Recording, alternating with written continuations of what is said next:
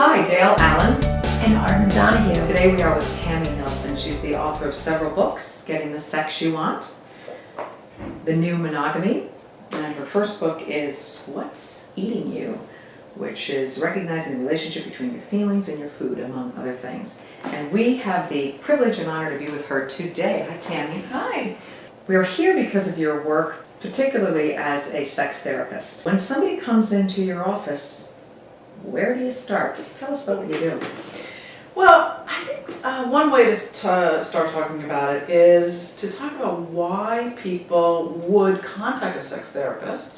And I think there's really three areas or three categories. You know, the number one reason that I see couples for sex therapy, or they say, we need a doctor or a sexologist, which is what I am.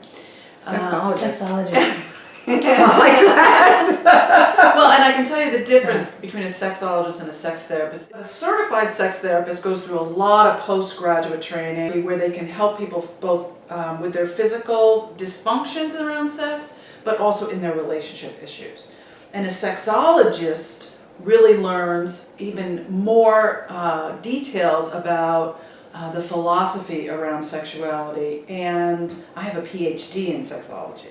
So Wow. I've really trained and studied and made a specialty in my genre around psychotherapy and sexuality. I'm a certified Imago Therapist and a certified Imago workshop presenter and an advanced Imago clinician, which just means I've been doing it for a long time. And I teach other Imago therapists as well. The issue with Imago is that they don't really talk about sex directly in Imago therapy. The great thing about Imago is it teaches couples to talk to each other. It gives you a dialogue. It gives you a framework to hold a conversation that sometimes is really difficult. And there's nothing more difficult than talking about sex. I mean, I train therapists and couples all over the world. I travel to a lot of different countries. And the one thing I have found with couples, regardless of where they're from, the one thing that they all have in common, everyone, is that people talk the least about sex to the person they're actually having sex with. So I think having a way for people to talk about sex is so important. So having the language and having the structure in a therapy session sort of reduces the anxiety and gives people the tools to go home and talk about it. So I wrote a book called Getting the Sex You Want, which is based on the theory of Imago, which was created by Harville Hendrix when he wrote the book Getting the Love You Want. And those three things, what are those three things you're going to tell us? The number one reason is for a lack of desire or a desire discrepancy. So one person wants sex more than the other, or they feel like they've lost the desire for sex. And the second reason is for some kind of a performance issue. So one person isn't performing sexually in the way that they want, or there's some kind of problem in bed, you know, real physical problem. And then the third reason is what I call a trauma, but it could be a trauma in the relationship, like an affair, or walking in on your partner, like masturbating to pornography, something that's a trauma to you and to the relationship, a shock. Could be an illness, could be even loss of a job, or loss of a parent, something that really shakes up the relationship. So it's desire issues, it's performance issues, and then it's a trauma. What are some of the pathways toward healing? There are things that if people know what the tips are, or the tools, or the commonalities in relationships that you can recognize, and the things that you can maybe work on. There are things that every couple should know and every couple can do. That's kind of a step back from the pain right there. Oh, okay, well, we're a couple, so what would be some of those tips or thoughts? So I think, without trying to sound sexist, there are differences between men and women. Now that sounds obvious. That sounds okay. good. But there are differences in the way that men's brain and the way that women's brains work. Okay? So women have a tendency to want to feel emotionally connected before they have sex.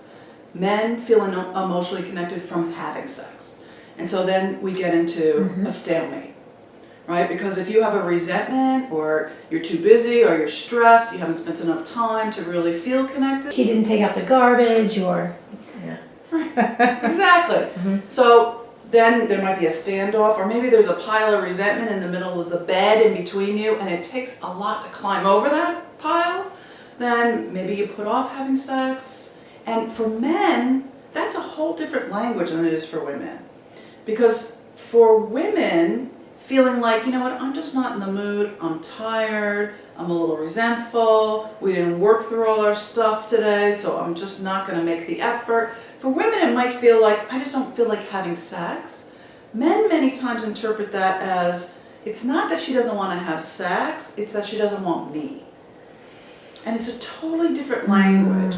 and what is the language for the man? So for men to understand that for women, arousal has to come before desire.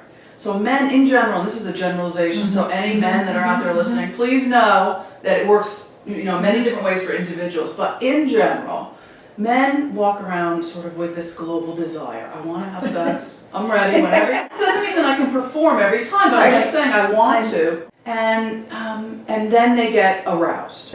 But women, it works the opposite way. For women, arousal comes first and then desire. So if you're really busy, if you have a busy job, a busy household, if you have kids, if you're in charge of a lot of things in your life, if you're stressed, if you're tired, frankly, if you've been married for a long time, it's doubtful you're going to come home and sweep the dishes off the kitchen table and say, okay, take me now. That might not happen. Because the desire doesn't come first, but if you're aroused, physically aroused, turned on, that's when a lot of times the desire hits. That's why sometimes women go, in the middle of sex, why don't we do this more often? This is great. Right, true, Right? yeah. So sometimes men need to know that that's how women work. It's not about them. It's not that they don't desire them. It's that they need, they need to sort of be revved up a little bit. Right. So I always tell men, if you want to have sex with a woman on Saturday, you should start on Wednesday. And what should he start on Wednesday? So if you start on Wednesday by saying, oh, I can't wait till Saturday, and then Thursday leave a little note in her lunchbox saying, oh, I can't wait to see you naked, and then, at night kiss her on the back of the neck and say, oh, I have so many things I'm going to do to you on Saturday, and really build the desire, the want. Exactly. She's already feeling it. I call it anticipatory eroticism. Because even if she's mad and frustrated, by Saturday, she's like shaving her legs and picking out lingerie. And plus I think another thing that people can do to change everything is to have a sex date once a week. Now this is controversial. Some people don't like this advice at first because they feel like, well, it's not spontaneous. But I tell people you can be as spontaneous as you want if you plan it. If you plan it for that one night a week. Nice bottle of champagne. Yeah. And whatever happens during that night, great.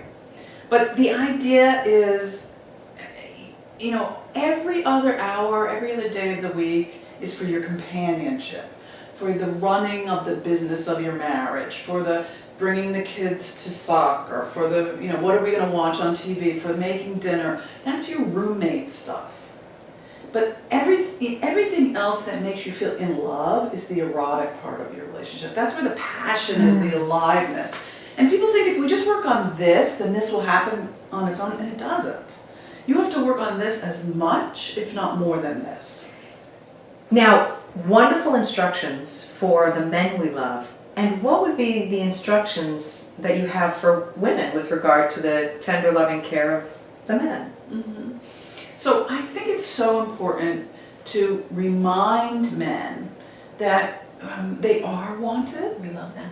And I'll tell you the secret is that men really judge their own sexual performance, their prowess, their capacity to be successful by three things. Their ability to get an erection upon demand, their ability to stay hard as long as they want to, and their ability to ejaculate across the room. That's not necessarily natural for men. That if you're not ejaculating across the room, it's okay. Yes. And even as you get older, it happens less and less. And all of those things happen less and less naturally. So I think as men don't get an erection upon demand, as they're not able to get as hard, stay as hard as they want, as they don't ejaculate quite as forcefully as they might have when they were 12, Right? then they start to feel inadequate. And so they sometimes back off from initiating. Or they initiate at like 11:30 at night when she can't respond because she's too tired, and then they say, oh, she doesn't really want it. So because they start to feel insecure about themselves. So what I would say to women is to be sensitive and to acknowledge and really respond to men in a way that helps them to understand what successful performance means to you.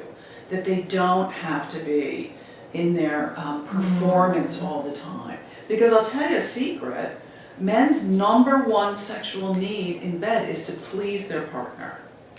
Now that's beautiful.